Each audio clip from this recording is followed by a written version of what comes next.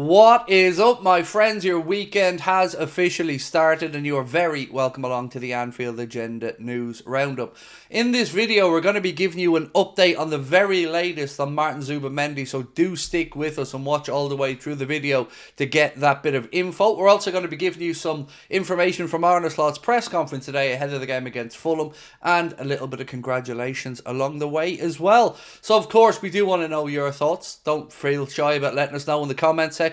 Drop a like on the video if you enjoy it, but most importantly, my friends, we'd love you to hit that subscribe button if you haven't already done so. So as I mentioned, we do have some congratulations to start off with today. You're probably already aware of this, but just in case you're not, Mohamed Salah has been voted the Premier League Player of the Month for November. Massive congratulations to Mohamed Salah there, and very well deserved. But not only that, it follows a bit of a double for Liverpool, and let's hope that's not the last double we see this season.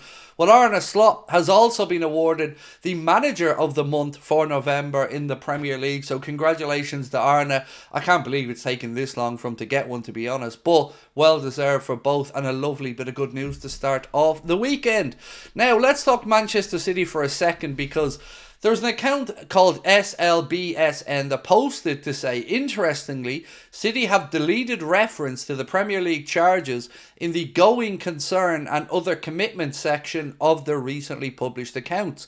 No sponsors added to related parties' disclosure. No interesting and unexpected post-balance sheet events. So I don't know what this means, but I'm hoping out there in football finance land, some of you guys and girls are able to give us a take on this. Does that mean they're confident that nothing's going to happen, or that the issue is being dealt with and they can move on from it? I don't know, but look, we're all looking for any little bit of information we can around the City charges to see maybe what people are expecting. Now, Arne has been speaking a little bit in his press conference today about Darwin Nunes, and this is a little bit of what he had to say about the mercurial Uruguayan. He said, "For me, he has impact. If you only look at goals, he's not scored the amount of goals he would want or a number 9 should score. If we lose the ball, he is aggressive. Maybe he wants to score a little bit too much." And sometimes that does feel like the case, to be honest. We know that Darwin's able to get himself into good positions. We know that he's able to create chances for others as well. It is just that last little bit that everybody's waiting for him to find the back of the net. But it also feels like Arne hasn't quite given up on using Darwin this season, even though we still believe, according to our information, he will be moved on in the summer. Let's hope that Arne can find a way to tease some more goals out of Darwin between now and the end of the campaign. Now, he also gave a bit of an update around Diogo Jota and Federico Chiesa ahead of the weekend's game against Fulham. I say weekend, it's tomorrow's game against Fulham. Just a reminder, by the way, we will be live from 1:45 tomorrow. Kickoff of the game is 3 p.m. and of course we'll have our match reaction and player ratings videos, as well as a late night agenda tomorrow night. So this is what he had to say about Jota and Chiesa.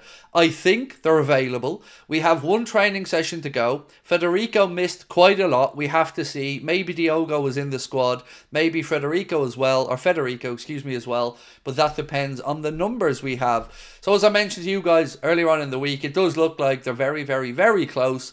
And if they certainly aren't in the squad here, then I would definitely expect them to be both in the squad for the game against Southampton. But he did have a little bit more to say on Chiesa.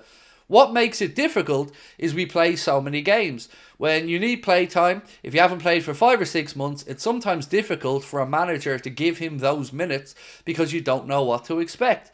Maybe the Southampton game would be a good game to give him minutes. He needs to get his fitness level, he needs the playing time, but it's always hard to find those minutes." So as I've mentioned, I expect Elliott to get a start against Southampton. I would expect Chiesa to get some minutes in there, and Diogo as well. A reminder that that game is coming up on Wednesday, the quarter-final of the League Cup. Now, a lot of you have been asking about João Pedro, and I've not really had much to say about it other than he's a decent player. Fabrizio Romano has been speaking a little bit about the interest in João Pedro from not just Liverpool, but other clubs, and this is what he had to say. "There are many links with João Pedro at this stage. There's no concrete negotiations. Liverpool are just one of several clubs monitoring Pedro, who could leave Brighton in July 2025. January is unlikely." Now, for me, I never expected Liverpool to go into the January transfer window looking to bring in a forward.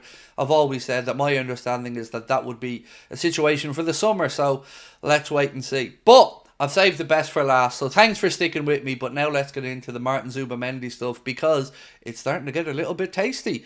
So, the Times have reported that Zubimendi has performed a U-turn on his decision not to leave Sociedad, meaning he is now open to a move away from Sociedad. But that doesn't confirm that it's going to be Liverpool.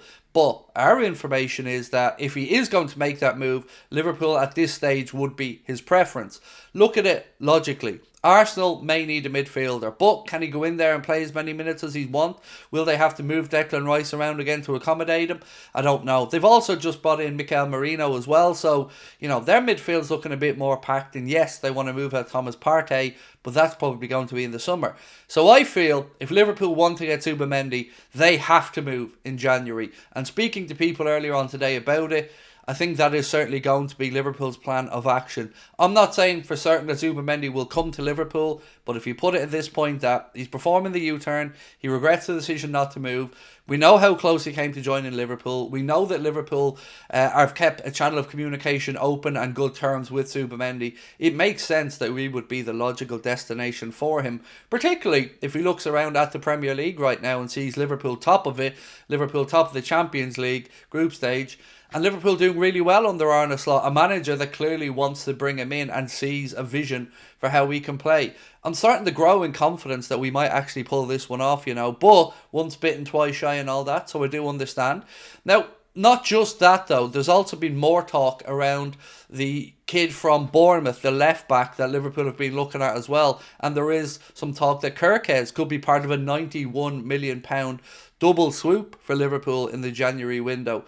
Others, team talk this time and not the Times, have reported that that is likely going to be the case, that Liverpool will look to bring in Milos Kirkes and I was going to say Federico Chiesa, Milos Kirkes and Martin Zubimendi in the January window. That would be a very good January transfer window. And if you add that into the signings that we hope get done and confirmed, i.e. Mohamed Salah, Virgil van Dijk and Trent, that'll be a brilliant window. But I've got to be honest with you guys, as I always am. I get the feeling, and it is just a feeling because this isn't based off concrete information, I get the feeling that Trent is edging closer to the exit door personally. But that is just one man's opinion. I hope I'm wrong, but I don't know. I still don't understand why he hasn't committed at this point, or why he hasn't even just told the club and the fan base that this is where he wants to be. It feels to me like Madrid are starting to gain in confidence now again. Lots of stuff coming out to say that Bellingham's been in his ear and whatnot, so let's wait and see on that one. But I feel really confident that we'll get Virgil van Dijk and Mohamed Salah sorted before Christmas. And then it's going to be down to Zubimendi and Kirkes hopefully coming in the January window. And if that is the case, if the club can get the contracts boxed off and get the two players in, I think that's pretty good business. And I will have very little to complain about through the January transfer window. So let me know what you guys think about it all. What do you think the Trent situation is going to, how it's going to play out? Do you agree with me on Virgil and Mohamed Salah looking like they're going to extend? And would you be happy with that January transfer window if Milos Kirkes and, of course, Martin Zubimendi came in? I mean, I struggle to see how we wouldn't be happy with it, right? That would be, for particularly mid-season transfers, that would be a great bit of business. We know it's probably going to cost about 51 million for the buyout clause of Zubimendi, and we think somewhere around 40 odd million for Kirkes. So that's my part done. Now it's over to you guys. Now I have to say, we are getting a lot of encouragement around the Martin Zubimendi thing, so let me know your thoughts on it, or are you like me, once bitten, twice shy, afraid to go all in? I'll talk to you tonight at 8:45 for the late night agenda. Until then, keep the comments coming. Appreciate your support. Bye-bye.